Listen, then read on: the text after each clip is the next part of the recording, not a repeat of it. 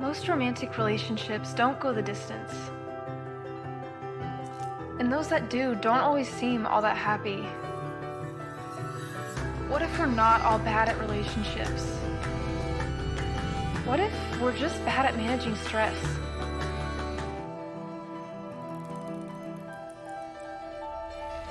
Till stress do us part. Good morning. Good to see you guys.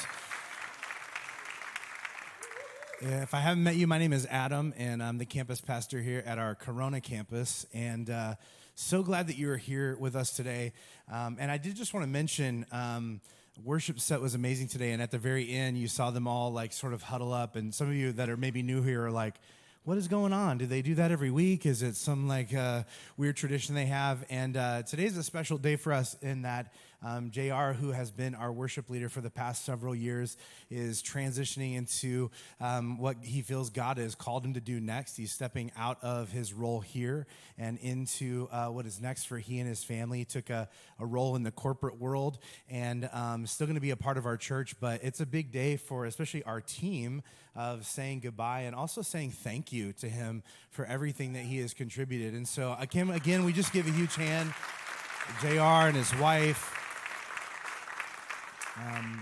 We are really, really blessed to have gotten the time with him that we did, and you guys are going to get to see in the weeks to come how incredible a job he did investing in and preparing this team to move into the future. And so if you're like wondering what that big like huddle hug was, it was their way of saying like thank you so much. And so I want to just encourage you at some point in the lobby or I know they're going to be out in the plaza here today, just to give him a hug and say thank you for what he's meant in your life. I know you'll get a chance to see him around, but I think so much people make an impact on us, and we don't take the time just to say what you did and how it impacted me. It was a big deal. It was a big deal, and people need to hear that. And so do me a favor and make that known to him this week on his last week officially on staff.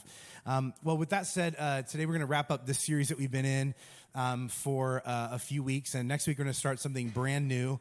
In fact, there should be some invite cards on your chairs for something called Fight Songs, which is happening starting next week. It's going to be a 6-week-long series unpacking Psalm 23 in a way that I guarantee you have not thought about it or seen it done before. And so I'm telling you, it's going to be a powerful series. Invite somebody to come along with you. I think it's going to really be impactful for those of you that are in a place where you're like, man, I need help persevering through whatever it is I am facing right now in my life. This series is going to be the answer to that.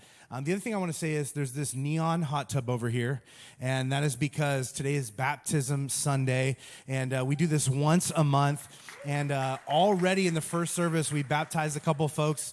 I actually don't believe we have anybody RSVP for this service, but here's why I mention this. Because maybe you have given your life to Christ, but you have never taken the next step of baptism. And maybe you are here because today is your day. It's the day that God intended for you to celebrate making this huge commitment to make him the priority of your life with all of your church family. And so if that's you today, at any point in time, you don't have to have signed up. You can actually go back to Jess. If she waves, she's got the cute jean jacket back there, and she will help get you signed up and get you baptized today. We've got shirts, and we've got towels and all the different things to get you ready to get baptized, and then afterwards to get you ready afterwards. Jess will do your hair. She'll redo your makeup, give you a beard trim, whatever you need, okay? She will be your personal stylist to get you ready for what is next. But don't let anything stand in the way of you celebrating what God is doing in your life. So that's available to you as well. So all that out of the way, today we are going to conclude this series, and I want to encourage you to take some notes, write down some things that stand out to you that seem like, man, I kind of want to think more about this, have a conversation about this, see how this impacts my life. And if you are taking notes, the title of my message today is Overstimulated. Overstimulated. Some of you are like, I think this is about one of my kids. Overstimulated. My wife Gretchen and I, we've been together for like almost 25 years now, which is crazy to think about. But I remember way back when we first got together. I know. I have mixed feelings about this picture. because my wife, she looks the same to me. She looks exactly the same. She's so beautiful. And I do not look the same, okay? I look like I got in a fight with buffalo wings and lost. And that's kind of what happened, really. So just a recommendation for those of you that are single out there, young, find someone before you start insulating yourself for hibernation. It's just a word to the wise. So, what were we talking about? So I remember this. It was literally this stage of life. It was this year where we were like, okay, we were in love and we were like, we want to get married, but we needed to meet each other's family. And so this is actually a picture taken at my parents' house. But then the next step was for her to introduce me to her parents. And so we were actually traveling with this ministry team. We were doing school assemblies and doing these sketches, these dramatic presentations and stuff like that. And so Gretchen was like, my family's going to be able to drive up and meet us. And I was like, oh, that doesn't make me nervous at all. And so I was really just I was in love with her, and I'm like, I want to be with this girl, but what if this doesn't go well? And I was getting in my head, and I was starting to get really anxious about it. But we were going to do the school assembly, then they were going to meet up afterwards. Well, they came early, and she came up to me and was just like, babe, good news, they came early. We can meet them now. And then they can watch you do this thing you're nervous to do and judge you. And I was like, okay, that's not exactly what she said, but that's what I heard from the exchange. And her parents were just intimidating naturally, but also her dad was a police chief of this small town, which felt intimidating. And the first time I talked to him on the phone, which I had already done, he was asking me weird questions. And I'm like, what are you doing? Are you typing? And he was like, yeah, I'm looking you up in the system, making sure. And I was like, is that even legal? He's like, I don't care. I was like, okay. This is what we're dealing with. Intimidating man. And so we go to, she's like, they're right on the other side of this hall. So I go up to meet them, and the door was actually locked, which I didn't know. They were in the hallway. And so I'm just barging through. You ever tried to go full blast through a door that was not unlocked? It was just boom, and then just smashed up there. And they're on the other side, and I'm peeling my face off, being like, hey, I'll go around. And so I go around, and for whatever reason, I was sweating. It was horrible, and I've never greeted anyone like this ever. The first time I saw her parents, this is how I greeted them. We're walking down the hall. They're at the end of the hallway, and I go, hello! And they kind of and Gretchen is looking at me like, what are you doing? Do you not want to be with me? What is happening right now? And I'm looking at her like, I don't even know what's going on. I feel like I was possessed and it came out of me. I don't feel like I willfully did that. And I'm definitely feeling like I'm wrecking my chances. And I went up, and they're kind of reserved people. They're not really huggers. And I went up and gave them a big hug. Keep in mind, I was definitely sweating, so that was not pleasant for them. And then I was trying to make conversation. I made an inappropriate joke, and it was horrible. It was so bad. And I was like, this is not working the way I wanted it to, but the way I was afraid that it was going to go. And right afterwards, I came back, and I was standing with my friends, and he was like, listen, you need to calm down, man. You are acting crazy right now. You still have time to redeem it. You're going to see them afterwards, okay? It's all in your mind. And I was like, I can't calm down. And also, it doesn't feel like it's all in my mind. It didn't feel like it was in my head at all. It felt like it was taking over my body, right? You ever felt like that when you are severely anxious or stressed about a situation, like your body is not cooperating with you? And you're like, get it together, self. And your self is like, no, we're doing our own thing today. And it's so frustrating. And here's the thing. The reason why it feels that way is because that is what is happening. In fact, our feelings manifest themselves physically. This is the way that it works. Your body actually knows how you feel before you do. Your body's actually trying to signal to you how you feel so that you will pay attention and do something about it.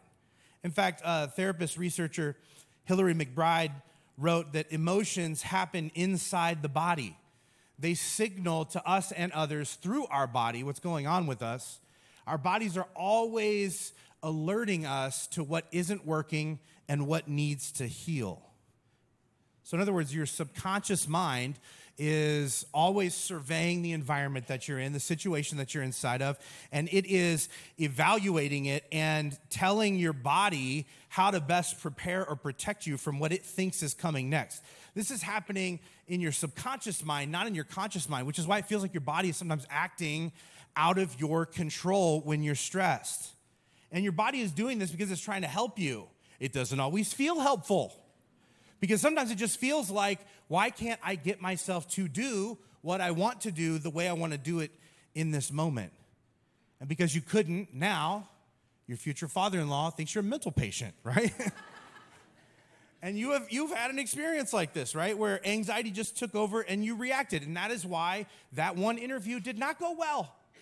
You were not yourself. That's why you said horrible, hurtful things during that budgeting conversation at work or with your spouse. It's why you sat there quietly during that debate and you didn't speak up and say what you wanted and needed again and walked away feeling frustrated. And in these moments when we do this stuff, we think what was I doing? That's not me. That's not who I am. That's not the way I am. And you were right. Therapist Elizabeth Earnshaw says that when someone is emotionally flooded, that you're not experiencing them, you're experiencing their knee-jerk stress reaction.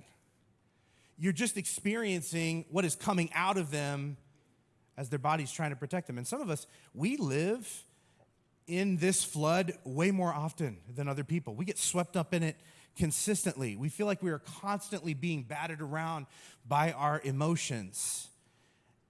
And yet, there are other people that seem to ride the wave of their emotions. They're not in denial of them. You can tell that they are feeling and experiencing them, but they have this way of regaining control and responding calmly instead of reacting really chaotically. And if you're like me, you look at that and you're just like, how? How are they doing it? What is it that they know that I don't know? What is it that they're doing that I have not yet figured out how to do? Is it something I can figure out how to do? I think these are important questions because I think a lot of times in our relationships, we get in over our head with stress. We start feuding and fighting with one another. We are flooded. We're not having productive conversations, and it's peeling our relationship apart because we are out of control of our emotions. And I think this is something that is interesting because it's found in the story that we've been reading from the Old Testament during this series in the book of Esther, where you have this woman who becomes queen, and she finds out early on in this story that unless she intervenes, all of her people, the Jewish people, are going to be wiped out, her along with them. And we know she's nervous.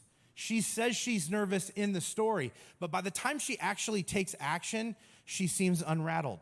And I look at her in the story and I just think not fair. Why isn't her body betraying her like mine does to me in these moments? What's going on with her? Because there's enough at stake in this situation for her subconscious mind to be telling her body that she ought to be nervous and act nervously.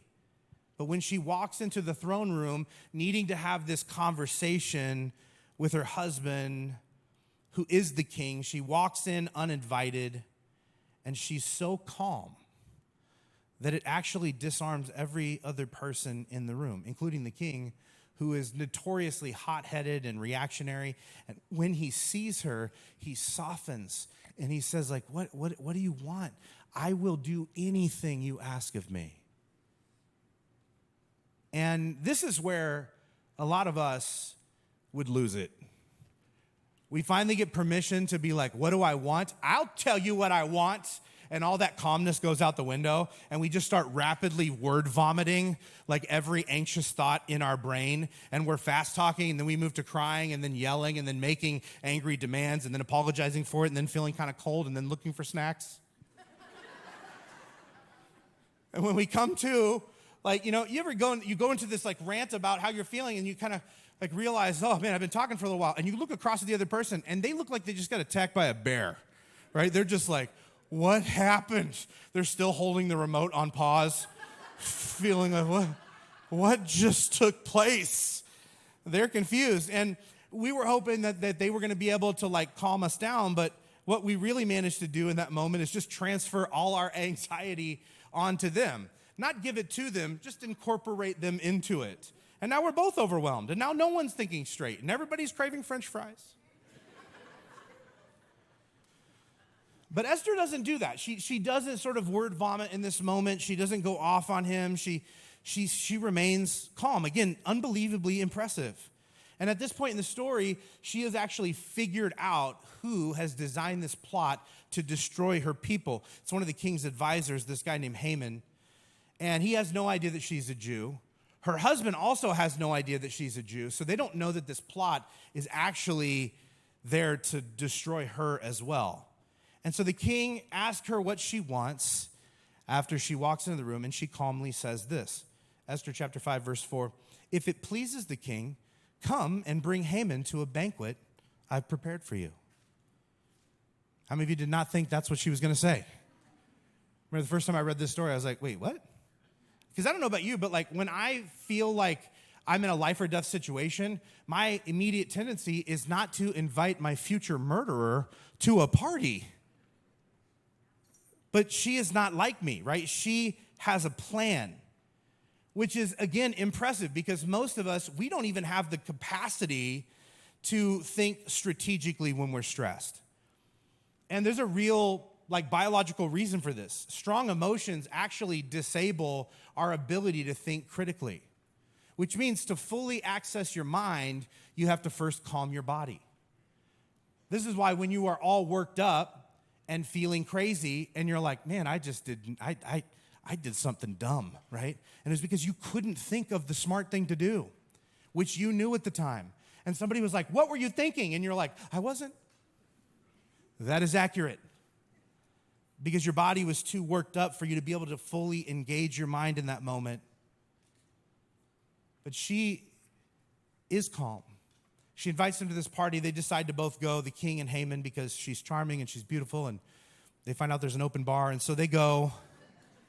And it says in verse 6, while they were drinking, the king said to Esther, now tell me what you want, what you really, really want.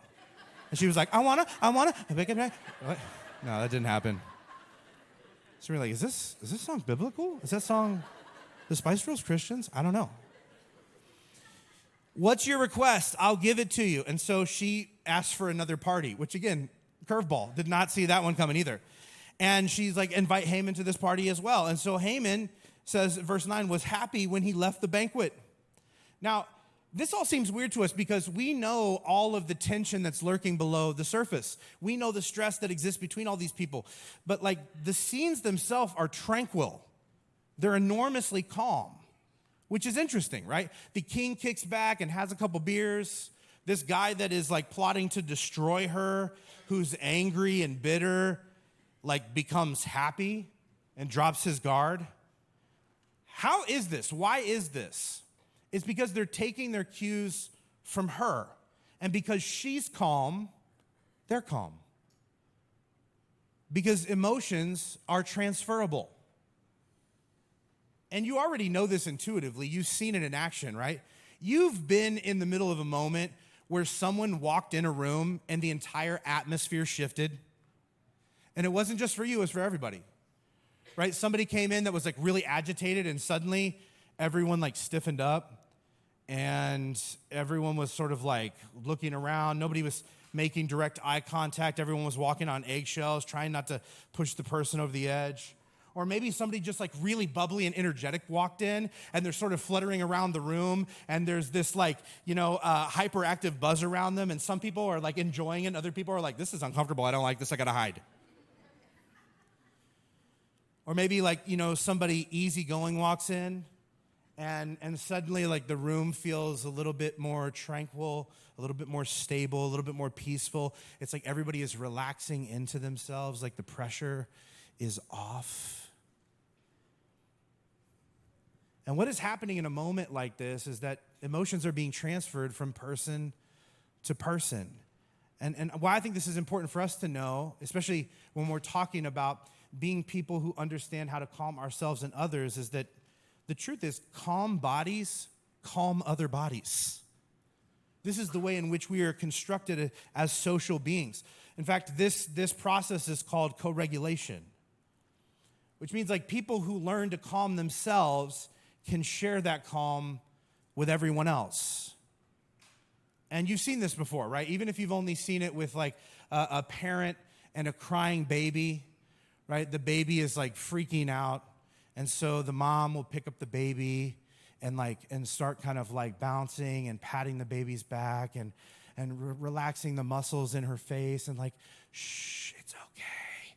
Whispering, reassuring the child as it's freaking out. And slowly the baby begins to be regulated by the mom's calm body. You know what wouldn't work well? Just being like, would you shut up, baby?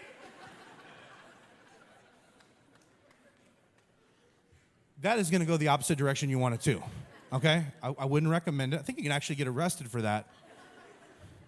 But that is going to make everyone in orbit feel much more anxious, right? Probably the way a lot of you felt when I just yelled and caught you off guard. Everything stiffened, your buttocks clenched. It's going to take you the next 15 minutes to calm down. I'm a little sorry, but it was also funny from my perspective, just to see so many people like, boop, just jump. Because the inverse is true too, right? Like, anxious bodies can make other bodies anxious.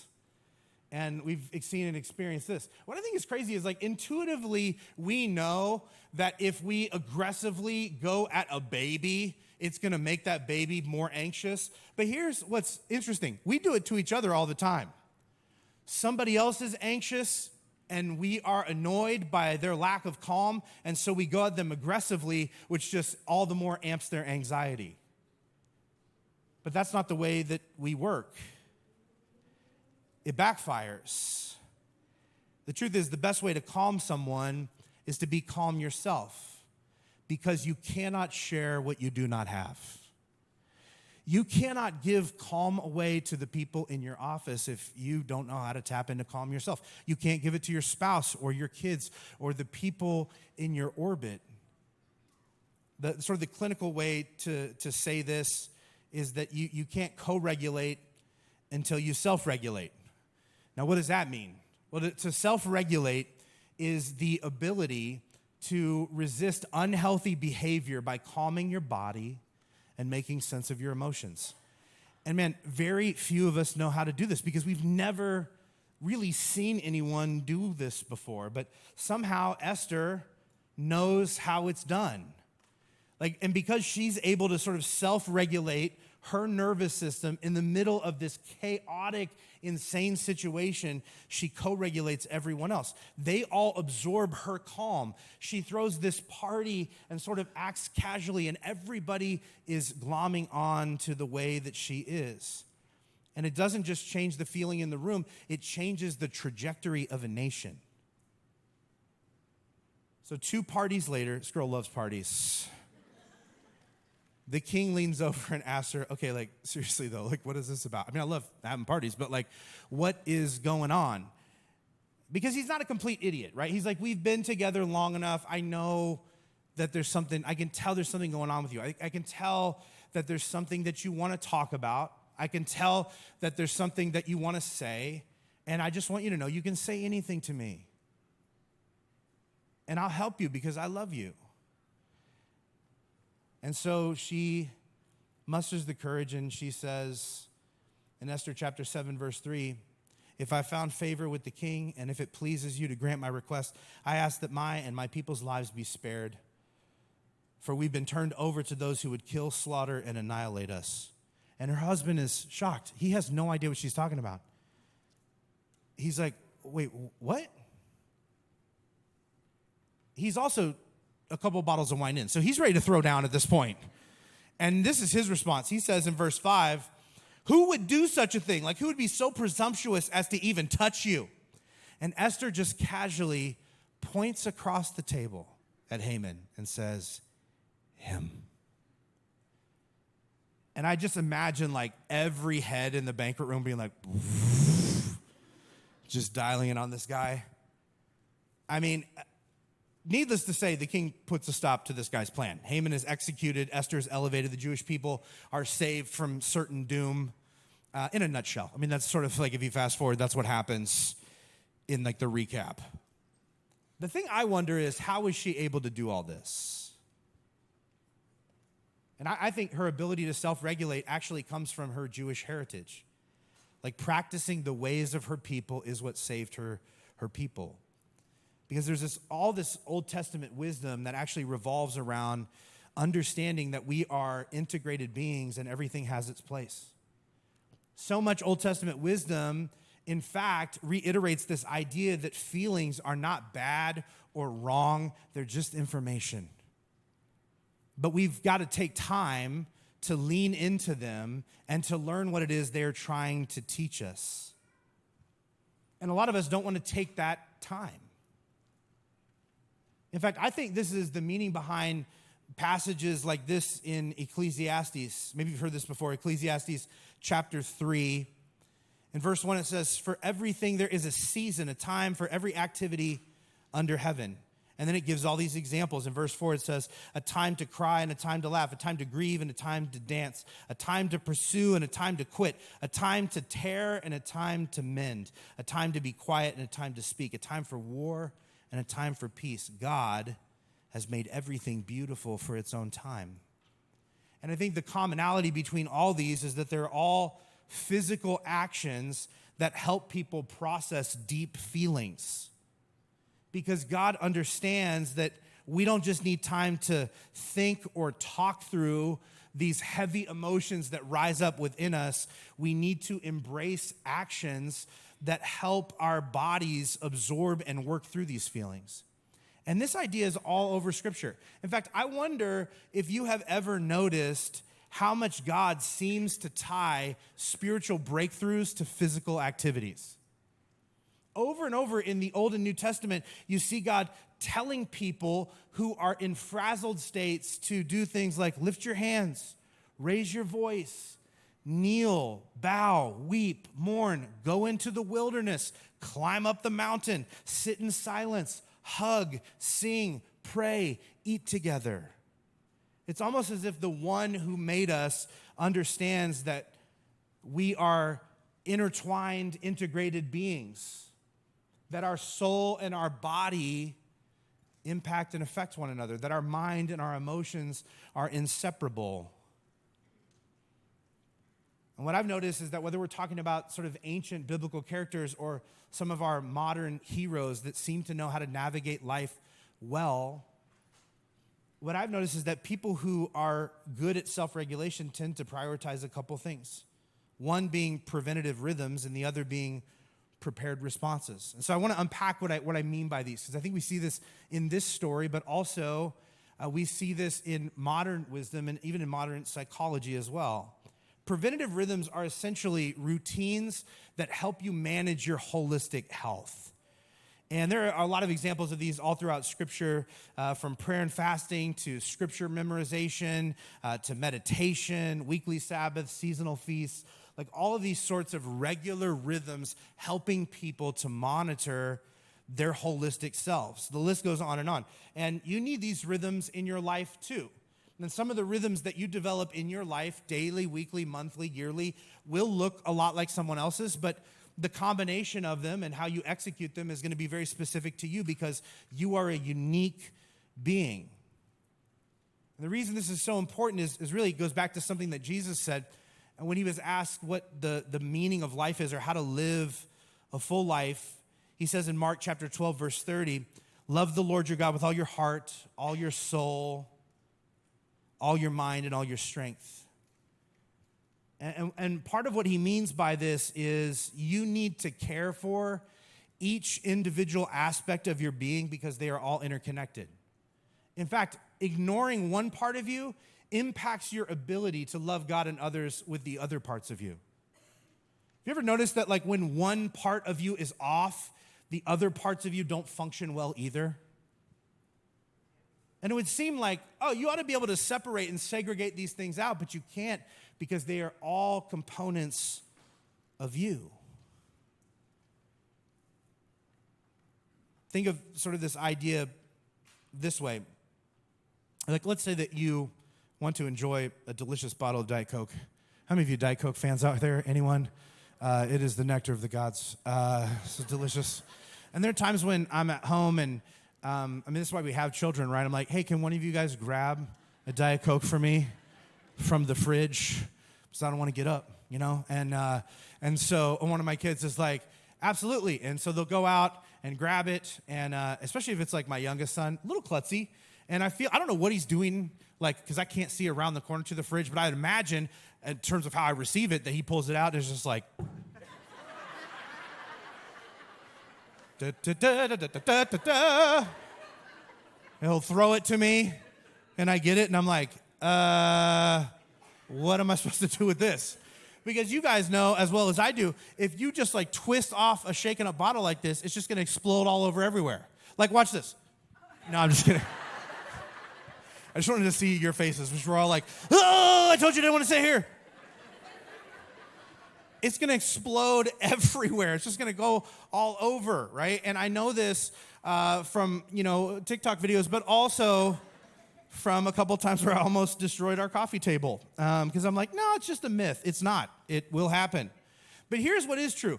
If you take this bottle and you break the seal and you let a little bit of the carbonation or the built-up pressure inside, you let a little bit out and reseal, let a little bit out and reseal, let a little bit out and reseal, the bottle will actually depressurize enough that you can take the lid off without it exploding all over everywhere.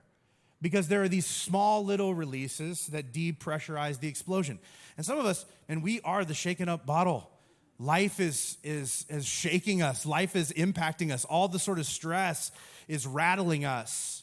And we don't have any sort of rhythms or routines to prevent an explosion. And so somebody stumbles along and they say something and they trip over a button in our life and we're just like, boom! And the next thing we know, we've ruined their coffee table. You need regular rhythms to depressure what's going on inside of you. And this is why, I have things programmed into my life, where I actually have things on my schedule, like reading devotional books and a rhythm of lifting weights and watching Lakers games, right? This is why, in Esther's life, it tells us that she fasts regularly and does crossword puzzles and Pilates. I don't know what all the stuff she did, okay? It's not all in there. We just know the first one for sure. But the point is, do the things that are going to depressurize you. Not just things that are enjoyable to you, because there are some things that we really enjoy that when we get done with them, we are actually more difficult to be around. That's not depressurizing. That's just fun that other people are going to have to pay for on the back end. What is it that when you do makes you a better person to be around because it is helping to relieve the pressure inside of you, but is also healthy for you? What is that in your life? And the second thing I think people do is they focus on prepared responses. And a prepared response is essentially what you've determined to do to calm your body when your buttons get pushed. One of my favorite hacks for this is something from psychologist Elizabeth Earnshaw. She suggests imagining your anxiety that you're experiencing as something outside of yourself, right? She calls it, picture it like it is your anxiety creature. And your anxiety creature should be something small and cute, like a bunny or like a kitten. Look how adorable this kitten is. But it's frightened, right? I think some of us, if I would just say anxiety creature to you, you would picture this giant monster. And what would you do to that monster? You would treat it aggressively, which would just make it worse. But the question is, if your anxiety creature looks more like this, and it is upset, and it is afraid, how would you comfort it? This is how to sort of comfort and calm yourself when you are in a frazzled state. I think this imagery is helpful, at least for me, to remind me to be gentler to myself in a moment in which I'm worked up. But there's some practical tools that I can give you as well that will help you along this path. It's just a handful of words. And I want to encourage you to write this down, take a picture of it. Notice, breathe, stare, move, accept, hum, and reassure. Or you can just memorize it by the acrostic word Nibasabahara, which I don't recommend. It's not very helpful. This doesn't mean you just memorize the words, okay? What do each of these things mean? The first one is to notice, to really just actually notice when your body is doing something that's trying to alert you to how you feel. Some of us are so good at pushing our feelings down, and other people are taking note that we seem flushed and upset, we're sweating, we are like scowling, if you could actually start to notice that stuff about yourself and ask questions about what is going on with me right now? What am I feeling? I'm angry. Why are you angry? Does that hurt my feelings? Now we're getting somewhere. The next one is to breathe. You can actually calm and disarm your fight or flight reflex by actually intentional breathing. And so taking a deep breath in and exhaling it out and allowing the exhale to be twice as long as the inhale, to breathe this way until your body begins to calm itself. It's sending the signal that like we can relax. Then there's stare, which is exactly what it sounds like. It's just defocusing your eyes and like staring at something. My wife does this all the time.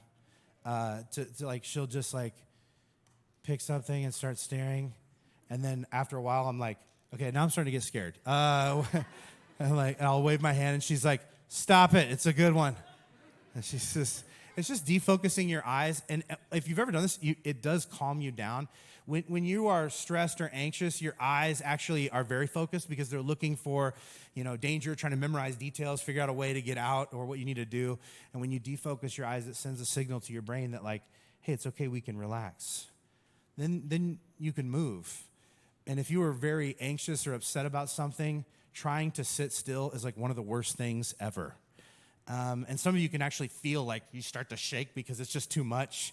Like you were trying to contain something that can't be contained. And sometimes the best thing to do is to get up and just pace around, shake your leg, tap your leg, swing your arms, dance, go for a jog, whatever it is that you need to do or can do, which makes a lot of sense. Again, if you are thinking about anxiety as this separate creature from yourself, and you have this creature that's very anxious, and you go and aggressively like chain it to something and don't let it move, that is going to amp the anxiety of that anxiety creature.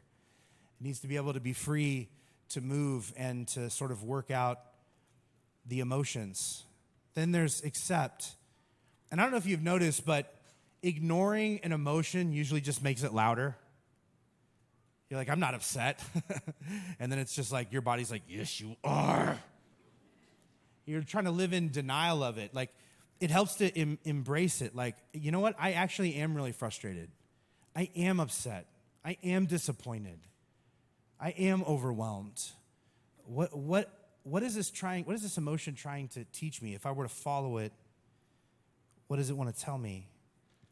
Then there's hum, which is like just making a low, reverberated sound. Some of you are recognizing like some of the stuff you do naturally when you're sick. If you're really, really sick, and it seems like everyone has gotten whatever weird flu is going around recently. I got one earlier this month, and my wife would come in, I'd just be like rocking in the bed, and they're just going, And she's like, what are you doing? I'm like, I don't know, it makes me feel better. And she's like, you look like a crazy person. And it actually, like biologically, the deep vibrations reverberate through your chest and actually calm your body down.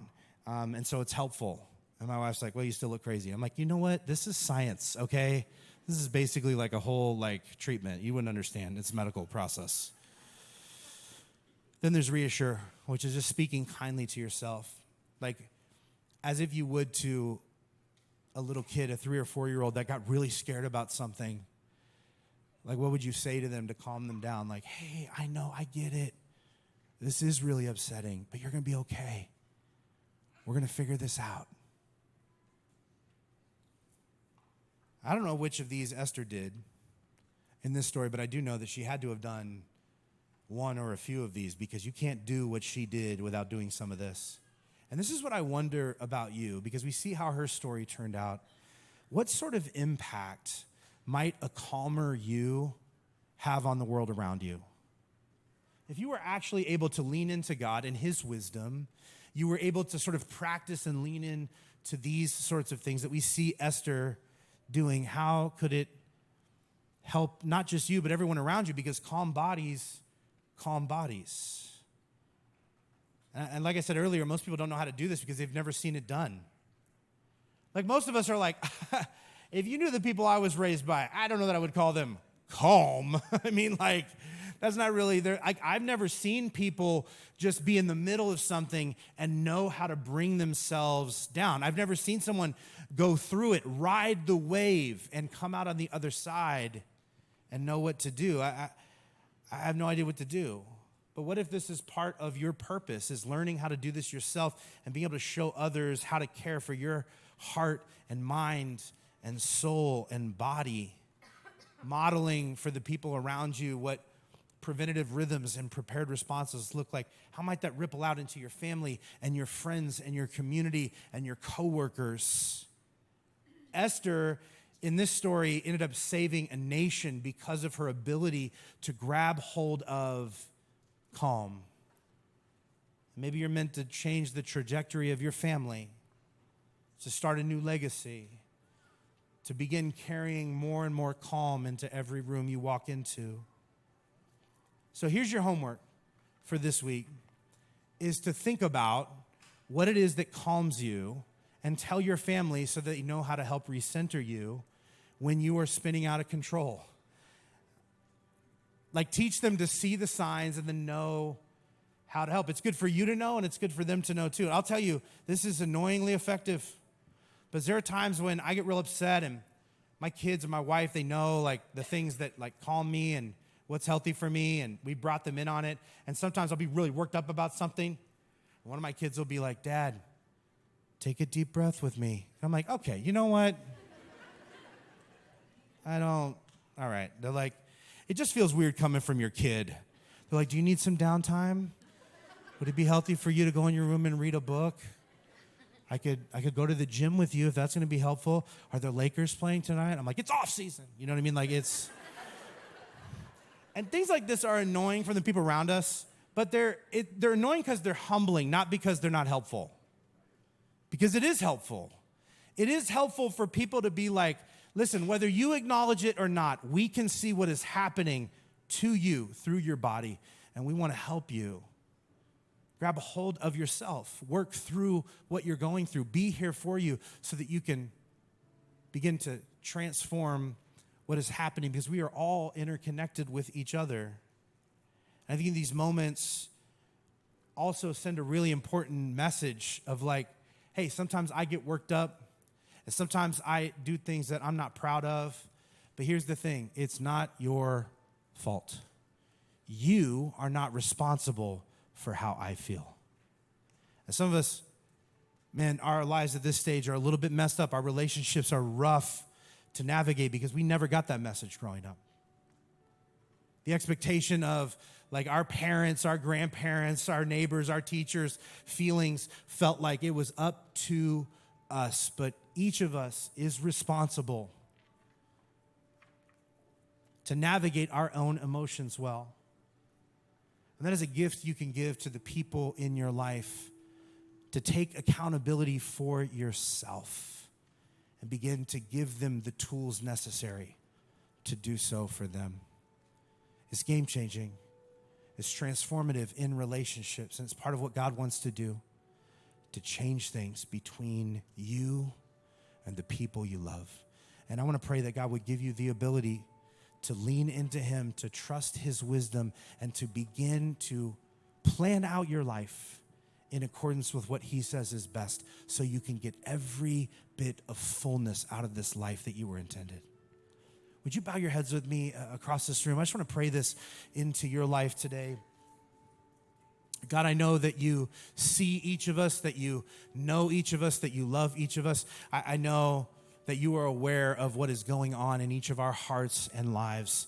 And God, I pray that today, as we begin to reflect on who we are and what our responses look like, God, that we would invite you to help make our mind and body healthy. That you would help show us how to integrate who we are, to become aware of how we feel, to be able to read what is going on inside of us so that we can begin to practice patterns. We can begin to prepare responses that will help us to be healthier inside of our relationships. God, stress is ripping so many of our relationships apart, but it does not have to be this way. God, I pray that you would bring restoration, that you would bring healing. And God, as we lean into you, as we trust you, as we practice the things that you say are best, God, may you do something big in our marriages, in our romances, in our families. Change us. Calm us. In Jesus' name, amen.